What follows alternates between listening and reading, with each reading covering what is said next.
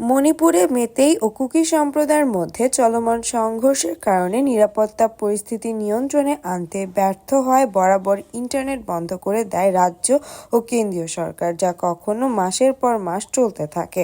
তবে এ সময়ের মধ্যে মণিপুরের বিভিন্ন এলাকায় ইন্টারনেটের জন্য স্টারলিংক সেবা ব্যবহৃত হচ্ছে বলে জানা গেছে।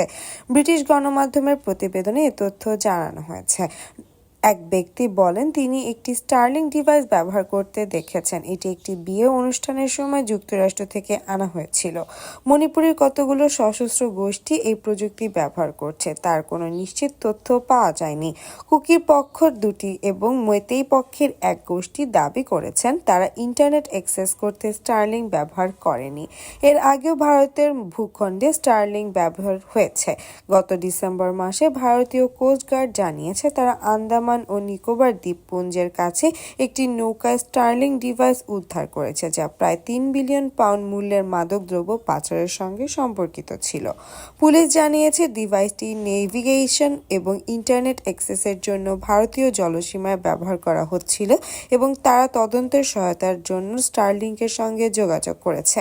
রাজ্যের দুটি নিরাপত্তা সংস্থার কর্মীরা জানিয়েছে মণিপুরের সাধারণ জনগণ এবং সশস্ত্র গোষ্ঠী অবৈধভাবে ইন্টারনেট অ্যাক্সেস করতে স্টারলিংক ডিভাইস ব্যবহার করেছে।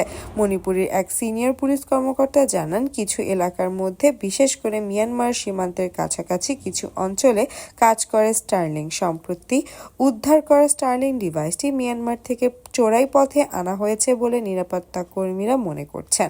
তবে বিষয়টি নিয়ে কোনো মন্তব্য করেনি স্টারলিংক।